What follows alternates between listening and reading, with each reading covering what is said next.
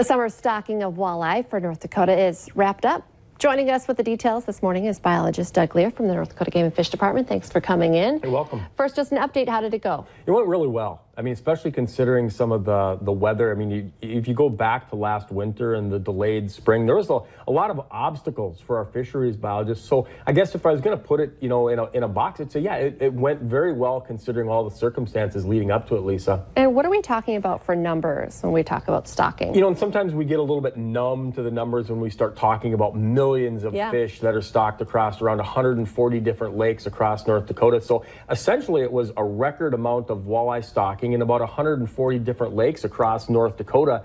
And one of the real big keys is that in North Dakota, we depend on stocking for a lot of those smaller lakes and sloughs scattered across North Dakota. And the fact is, in the last 20 years, through stocking, we've been able to establish and maintain dozens and dozens of walleye fisheries that would not have existed without stocking. On the flip side, you have places like Lake Sakakawea, the Missouri River, Lake Oahe, and Devil's Lake, where there is a lot of natural reproduction where stocking isn't quite as important for maintaining that fishery, but it's important because that's where we get a lot of our walleyes from for the stocking. So when it all comes together, stocking is very, very important for the future of fishing in North Dakota, Lisa.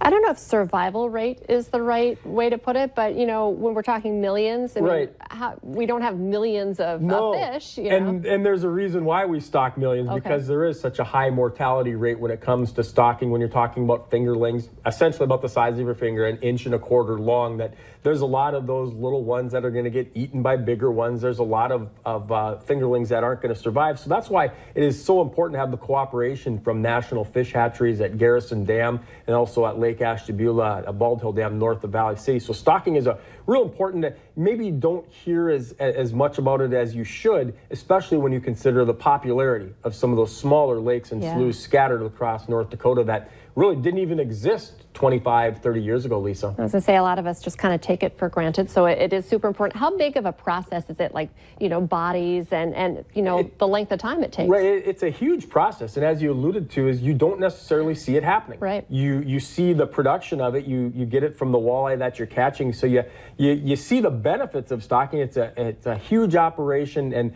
the bottom line is, for 2019, we had a very successful stocking, and that's good for the future of fishing in North Dakota, Lisa. Yeah, good news. It's always nice to have some good news when it comes to fishing. We're still in the heart of fishing season. It's still fishing season, Lisa. It is. Doug Leier with the North Dakota Game and Fish Department. Thanks for coming in today. You're welcome.